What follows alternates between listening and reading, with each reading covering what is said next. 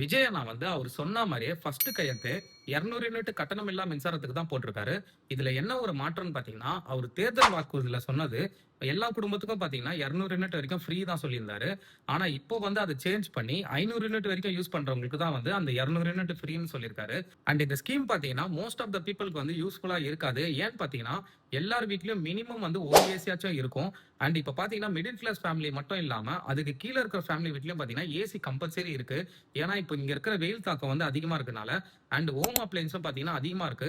So minimum நம்மளுடைய monthly usage பாத்தீங்கன்னா 300 யூனிட்ஸ்க்கு மேல தான் வரும். ஸோ 2 months ஒன்ஸ் தான் நம்மளுக்கு வந்து ரீடிங் எடுப்பாங்க. அப்படி எடுக்கும்போது பாத்தீங்கன்னா 600 யூனிட்ஸ்க்கு மேல தான் நம்மளுக்கு வந்து யூசேஜ் இருக்கும்.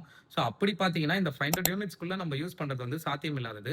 ஸோ அந்த 200 யூனிட் வந்து ஃப்ரீ நம்மளுக்கு கம்பல்சரி கிடைக்காது. ஆனா இதுல இன்னொரு பெனிஃபிட் என்னன்னு பாத்தீங்கன்னா நீங்க 500 யூனிட்டுக்கு மேல யூஸ் பண்ணாலும் உங்களுக்கு வந்து 100 யூனிட் வந்து ஃப்ரீயா தான் கிடைக்கும். அதாவது பழைய டிஎம்கே பீரியட்ல இருந்த வந்து ஸ்கீம் வந்து உங்களுக்கு அப்படியே தான் செயல்படும். ஸோ விஜய் அண்ணா வந்து சொன்ன வாக்குறுதி வந்து 200 யூனிட் எல்லாருக்குமே தரேன்னு சொல்லியிருந்தாரு.